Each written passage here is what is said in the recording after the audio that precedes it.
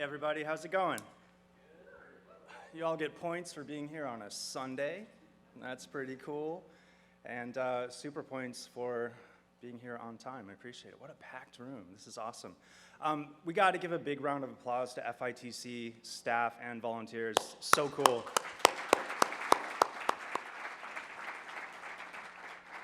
I was actually here yesterday all day setting up, and I did not realize how much work went into setting up an event. So I learned quite a bit during my time. So this is my third year being here. I'm super proud of that, and I'm really grateful that they brought me back for a third year. And I have to tell you guys, actually I need a visual. It's hooked up. Ooh, let's try. You got it? Okay.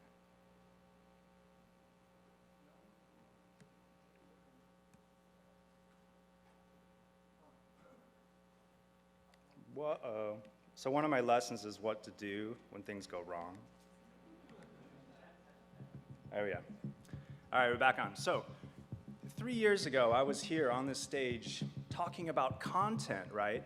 And I thought I knew stuff about content, but what I didn't know actually bit me in the ass over the last 3 years. So I'm going to show you a few stories and talk to you about a few ideas, and hopefully you guys can take away some lessons. Now, content is one of those words that I actually don't like. And before this talk, I was thinking, like, what word can I come up with to describe what content is?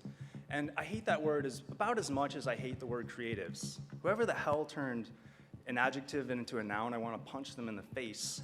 But we're not going to get into that.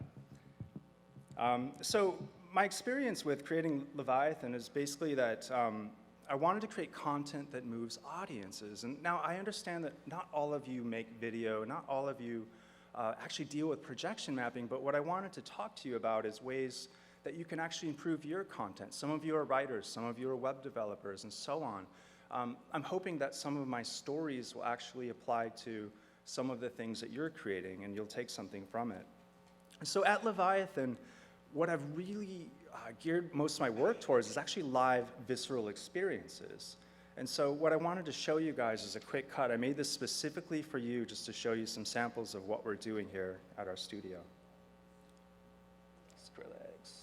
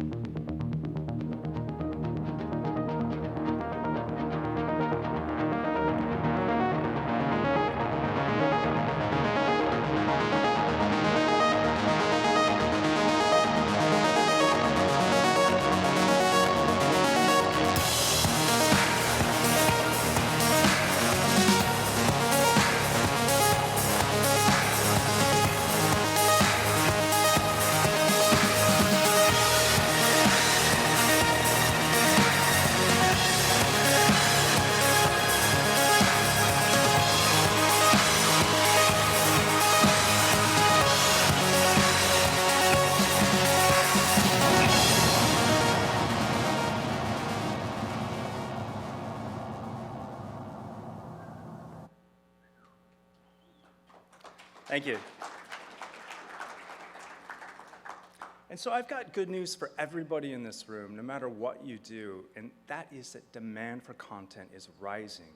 There is such a demand for good content that it keeps my business thriving, and it definitely keeps most agencies I know thriving. And so the dialogue that I'm experiencing is one between my clients, these are my clients, amazing fashion, I love it, and my audience, right? And so the biggest thing that I hear, and I want you guys to like just raise your hands or shout if you hear these things coming from your clients, right? Add wow factor.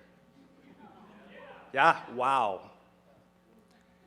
Something no one has ever done before. I have to tell you, I hear this daily. My phone rings off the hook with people looking for something no one has done before. How about this one? Make it viral. It's kind of weird, isn't it? My favorite, blow their minds. That's kind of weird too. Yes. All right, and your audience is hungry. And so again, no matter what you do, you need to think about your audience before you start working. Now your audience is saying things like this: I've never seen anything like this before. You say this too, right? And what motivates you to do something with that content is usually like, I gotta tell everybody about this, right? This is what makes you pull out your phone and post things, which leads me to this motivation. Everyone's gonna post when I flip this, you know? And this one, OMG, you all say that, and that is that.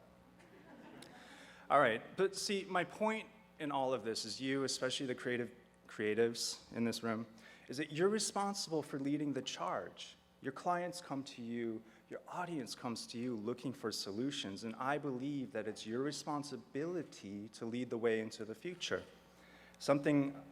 That was something that I learned even back in high school.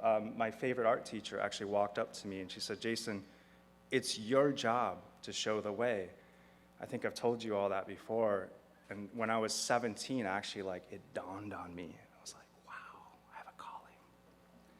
All right, so since it's your responsibility, I need to know who you are, and I want you to make some noise when you hear your trade.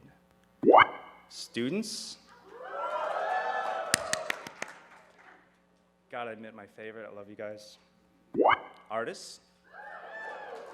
Okay, okay. Animators? Whoop, whoop, okay. Motion graphics, right? Okay. Designers? Okay. Programmers? Engineers? Come on, Adam, come on. Engineers, sorry. Producers? Okay, okay. Any managers in the room? Okay, all right. Musicians? Actually, photographers? Any photographers in the room? Okay. Who's a fighter? Who is all of the above? Okay.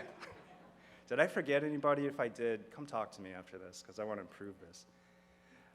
So a bit about me. I'm going to go back. Trial and error. I had an interesting path getting to where I am now. And my path was actually starting and stopping a few studios. And my story is, when I was a motion designer, I really wanted to learn the business side of things. And what I did is, when I had the opportunity to build a few studios and build teams, I did it on someone else's dime. And I learned quite a bit from it. And it was a struggle to get there. So my first studio was called Lift Motion Design. I launched it in 2006, and here's a picture of it. I have a thing for interior design. It's pretty nice. We did a lot of poster design, a lot of other design. And so as we grew, this is some work from, I think, circa 2009. I grew it from just myself to 12 artists and just a few producers in just short 5 years. And during that time, I created hundreds of TV commercials in 5 years. And what I learned by making that many commercials under that much of a tight deadline was that A, content's king, for sure, and B, running a team is definitely a challenge.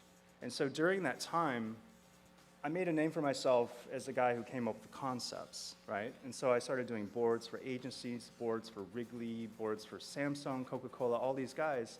And then what happened to me, I think towards the end of this, is I started to feel a calling towards interactive. I had done everything I needed to do. I was making this, I was shooting that. And the idea struck me that, what if I took this high-end content and I started applying it to stages? And what happens when you start taking that idea, and now this is 2009, broadcast video on a mega stage and start doing things in the visceral world? There weren't that many people doing that, and I thought for sure I'd become a millionaire if I do this. And so as I went, I had a resolve, and I said, enough is enough. I need to get out there and I need to do this. So I started thinking about ways to do it. There was, unfortunately, a lot of friction within my own studio, and some people didn't want to go that route. So in 2010, during the worst part of America's recession, everything fell apart for me. I had to shut down my own studio, and I went my own way. But the ones that came with me were the ones that were willing to adventure into this new territory. The ones that didn't go are the ones still making broadcasts, and that's fine. They're happy doing what I do. But now, when I thank my team for venturing with me into the unknown without being scared, I truly thank them, because they're not bailing on me. They're not crying or freaking out. So I quickly started to build my new studio, and my new studio was going to be bigger than my last studio, and the crew was going to be awesome. And we worked day and night to build this studio. We drained our savings. We risked everything to do what we had to do in America's worst economy that I'd ever seen. I put my house on the line. I put my car on the line. I did everything. I called all my clients, and I got it ready to go. I called it Leviathan because that's what I was feeling at the time. It didn't mean sea beast or Satan's disciples or anything except for Motley Crue, but it did mean that this was my time. And so I evolved. I followed my dreams, and I built this cool space, and I designed it, and now this is what it looks like today. It's an open community where people can thrive. I have engineers sitting next to designers, sitting next to editors, sitting next to animators, and it's that community of evolution that I was seeking. In the sorts of projects we're working on, we have this philosophy. Our founding philosophy is that we're going to make content our priority. So our engineers are on board with that idea, as our designers are. So that's our company. Now, I'm going to show you guys a few projects. This one, I've never shown anyone, so let me know later what you think of this. I have a belief that content is powerful, obviously, and it's the most effective way to communicate. So we were approached by the Museum of Science and Industry in Chicago about this new project called Numbers in Nature. Any scientists in the room? Okay. Well, let's nerd out. Okay, this is really fun. This is what the exhibit looks like today. It is all about math and nature and how to make math cool. And what a neat challenge, right? How to make math cool. I suck at math. I'm the worst. I can't even add something right now. But what I do like is the root of the story is actually based in things I knew in art school. Okay, so I got really excited about it. So these mathematical patterns made the basis for a really cool story to tell. And so these are just some of the things that we talked about with our client, and just basically like, what do these things look like in nature? And some of the stuff that we were talking about were actually like spirals and golden ratios. You're familiar with this stuff. Something that was actually new to me is Voronoi patterns and fractal branching. It's so exciting. And so we started building a system, a visual identity system that would really flow across the entire exhibit as we went about it. And we developed a kit, and this kit would be our foundation for all content that was to follow. But where the content comes in is an introduction piece in a big theater where you walk through. And so a lot of these sort of identity systems and mathematical patterns are actually introduced through a 2-minute story. And then that story is actually relayed throughout the entire exhibit. The exhibit today looks sort of like this, and there's some stations. So after you go through the theater, you see things like that, and you play with things like this, where you get to have some hands-on experiences and actually tweak some knobs and make your own fractal shapes. So I've put together a quick case study. If you haven't seen it, I'd like to play it for you.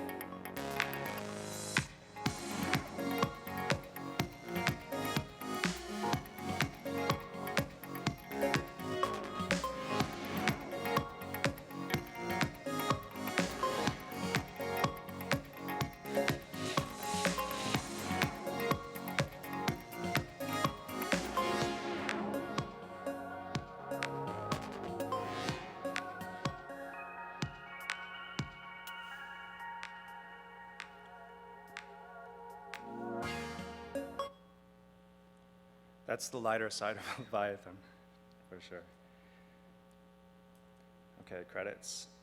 All right, and so moving on, I firmly believe that if you're going to do something, you need to try to tell the best story you can to connect with your audience. And if you do so, you'll create a deeper emotional experience. Now, this is nothing new. We artists have been doing it since the beginning of making art. You want to try to tap emotions out of people. And so I want to show you this project. Some of you are familiar with this. So when we were working with Amon Tobin on ISAM, how many of you have seen the live show? Okay, great. Tobin, when he approached us, he was working on his 7th album, and it was an awesome album. It's called ISAM, and it was a conceptually deep exploration of sounds, and he had stories to go along with it. He was working with an artist called Tessa Farmer, and they were creating art shows, and the art shows had a narrative. I rarely have clients come to me with such a developed story and idea, and so he was putting out these EPs, and he was putting out his album cover with these ideas. And so at the core of all of our conversations was actually art and story. But what made this project really cool is that Tobin wanted to create a cinematic experience like no other. And again, what does a client come to you and say? Do something no one has ever done before. So this was actually my first big project at Leviathan, and I had never done this before. They had never done it before, but we jumped into it. But so story was at the center. Here's the deal.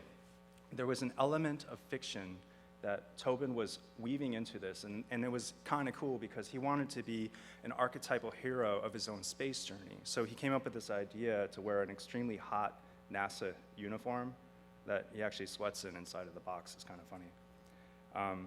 And so I'm going to play a really quick video for you just to give you, those of you that don't know about this project, just to give you a primer.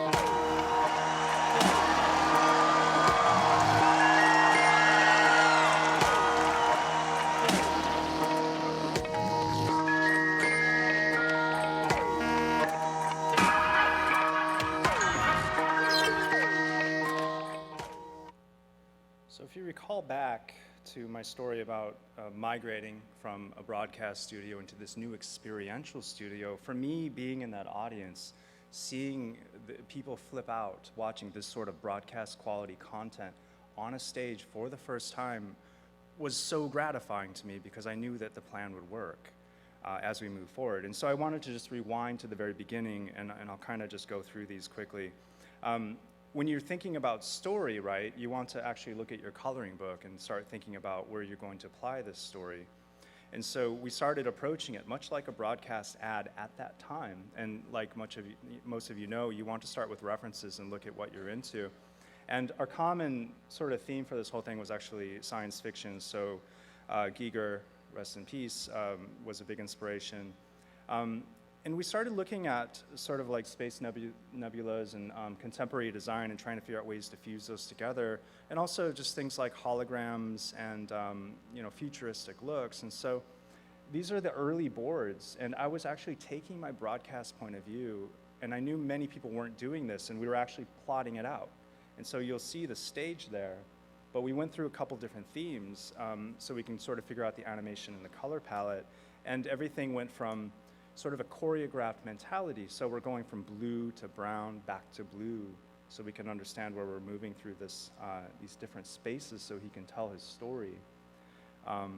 Everything from abstract and colorful to dark and moody.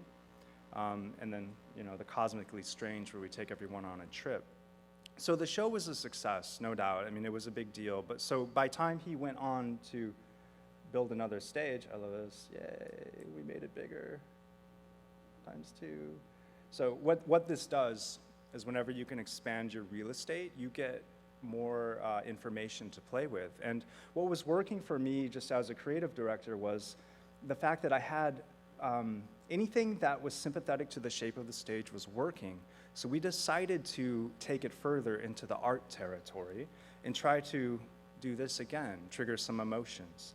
And one of the best ways to speak to people's own fantasies and illusions is actually use real stuff. So we try to do, again, something no one's ever done before and get practical with it. So we decided to invite a local creative team, Red Moon Theater, and these guys create large-scale, dangerous public works in Chicago. They burn things down, they do all kinds of crazy stuff, and they build sculptures.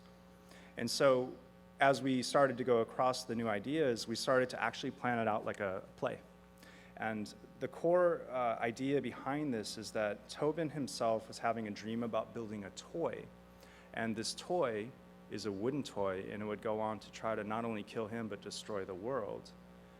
Kind of neat, kind of crazy, but would make it work. And so we decided to turn the stage into wooden crates and figure out all these kooky ideas, but we actually wrote acts for this. And as a design studio, I'm not a writer, but we started writing our play out. And we started divvying it up and divvying up the story. So each box had its own little special thing going on. Now, at that time, I was revisiting Brothers Quay, and I got really excited about doing some animation with that. And so some of the early drawings were actually about making sculptures inside of these boxes. But then we started saying, how can we make the sculptures inside of these boxes move, and then figure out ways to trick the audience into sort of like a peekaboo, what's behind each door. And so here's some early shots of us in production, actually manually operating the content that goes into the boxes. And what the camera sees is actually a straight-on view of the box content, a shot of us actually recording it so we can port it into our 3D program. And this was really just an excuse for us to make a total mess, and I think everyone on our staff was pretty much fighting to use matches and burn things and use oil and light the studio on fire. So would you guys like to see a case study on that one?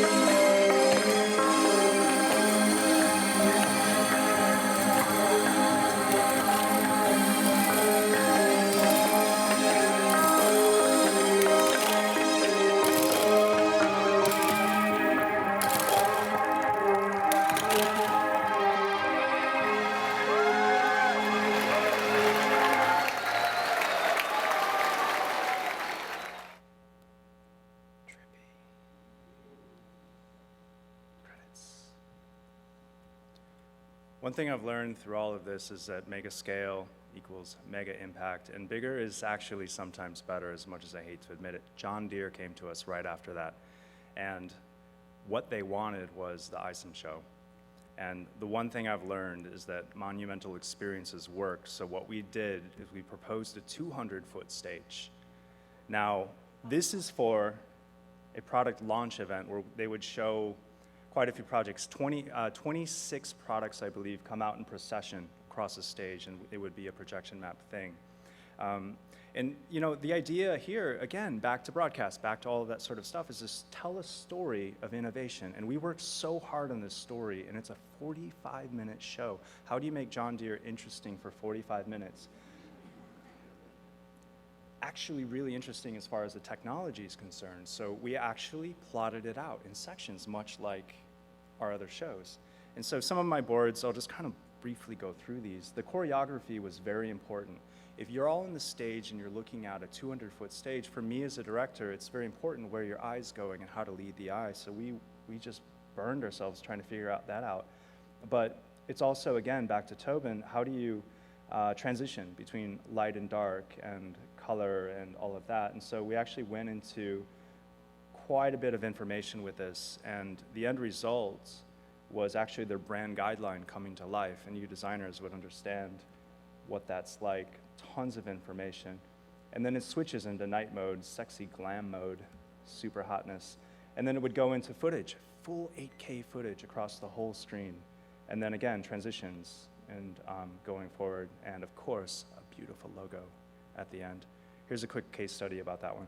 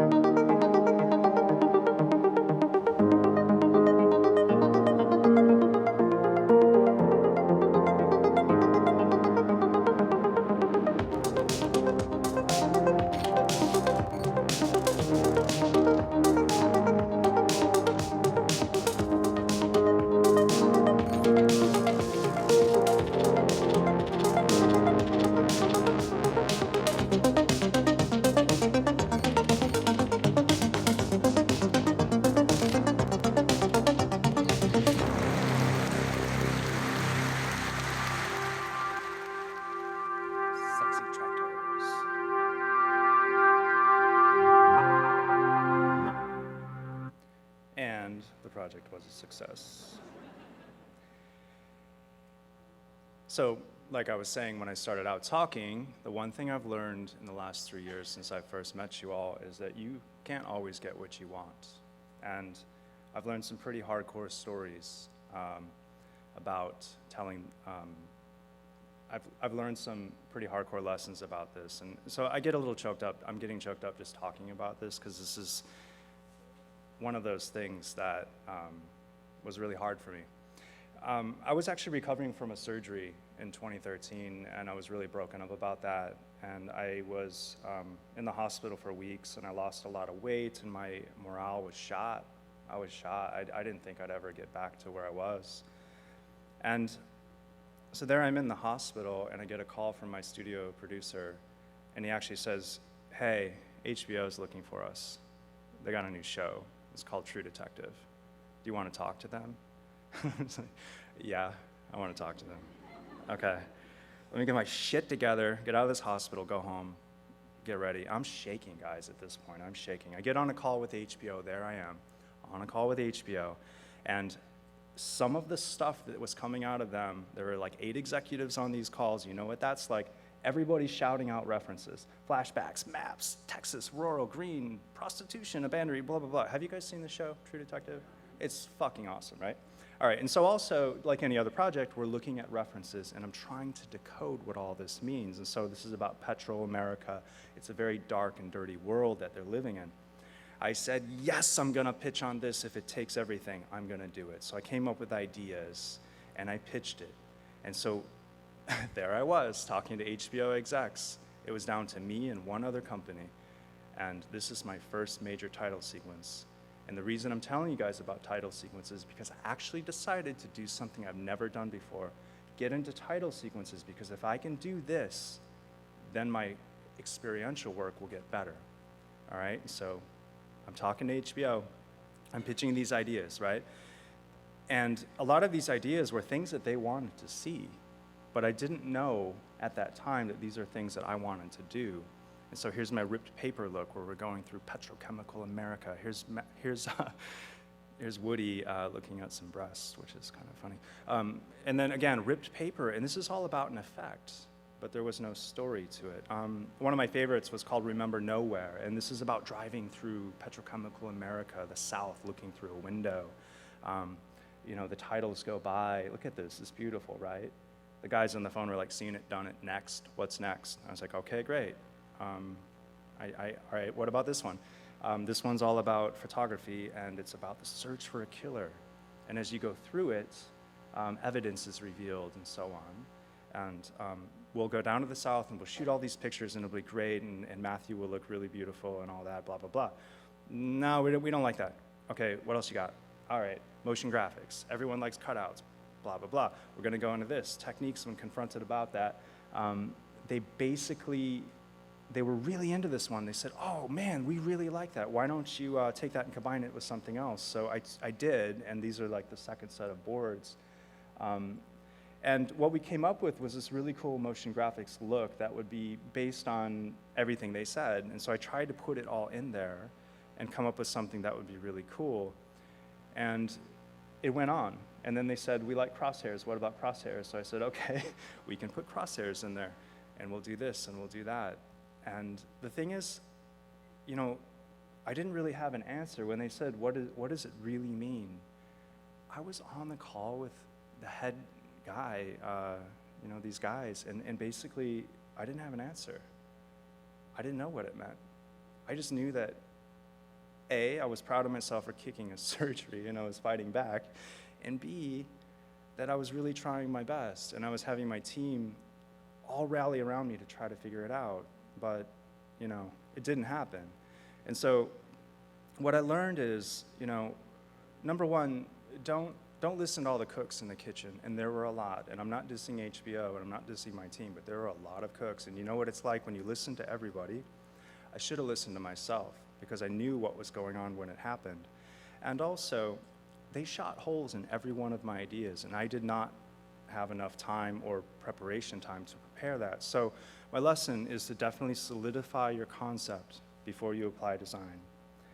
And so here's the final.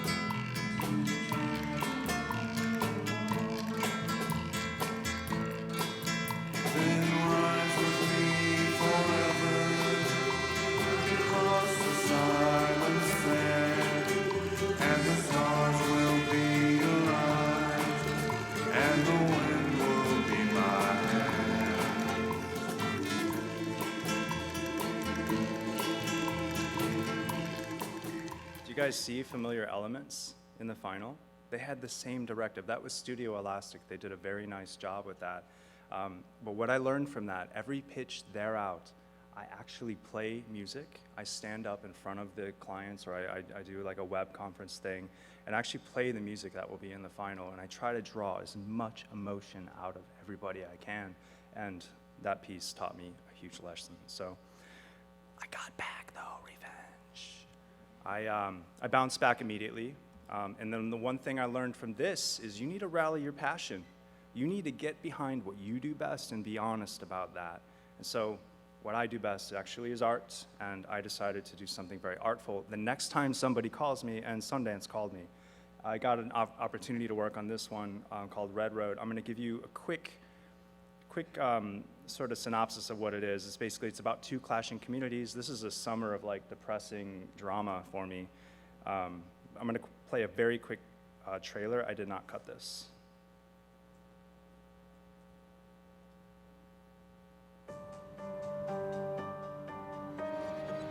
You playing cowboys and Indians? You pretend to be the Indians, huh? I am an Indian. That's just what the old people around here say, make themselves feel important.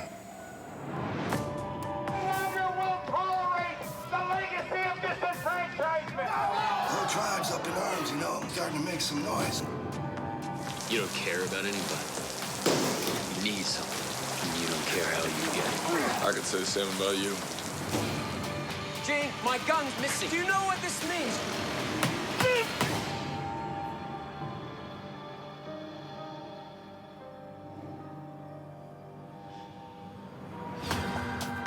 You promised me you wouldn't. All right, it goes on and on. Intense shit, right? It's crazy. So I immediately knew that I was up against some very stiff competition. There were 8 studios bidding on this. So again, got my team together. And the rule this time is we'll look at references, but nobody's making a frame until we draw. And so I made everybody draw with pencil and paper the way I do. And some really neat ideas came out of it. So skipping ahead from the drawings, we were looking at references, again, of very dark and strange things that were rooted in and sort of the mystery of the show. And so the board started to develop, and rooted in the elements of the show, we started actually looking at things that would be in the native territory for the Ramapo territory. And some of the boards that started to develop are things that I felt very strongly about, and they were rooted in art. And so I started indulging in exotic, dark ideas about paint sludges and really just, I don't know, sensual things that I wanted to do. And we also got into illustrative techniques. And again, this is what our studio does better than shooting. So again, back to animation, back to things we feel comfortable with. And my team started getting really excited because this was rooted in motion graphics. And so I put together these boards, and I felt really good about this. So I went out one night, and I'm at an industry thing, and I'm drinking, you know, like we all do, and something hit me, and I had this idea, like in the middle of hanging out, and I had a conviction. And so something happened to me. I actually threw my beer down. It was that moment where you're like running back to your studio because you have a thing you gotta do, and it was due the next day, right? And so I went back at night. I had a kind of a buzz on, and I started drawing. And the idea was so damn simple. And it was about a journey, a Native American, that's going on a sort of like a soul journey after he's passed to find his quest. And so I started drawing, and all it was is a simple red line. Duh, obvious, yeah, but I didn't see that before. And so I sat up all night, and I drew, and I drew, and I figured it out. And then my team got on board, and we quickly made boards, and we quickly got it together. And it's deceptively simple, but it's sort of complex. And you know what happened next? Yeah, I got it. Sundance was elated, and they could connect with it because I presented it with so much conviction. I poured my heart out. I wrote a story. I beat all 7 other studios. So it's no True Detective, but I'm proud of it. It's a quick 30. Look for little hidden strange things in the drawings. I'm going to play the final for you.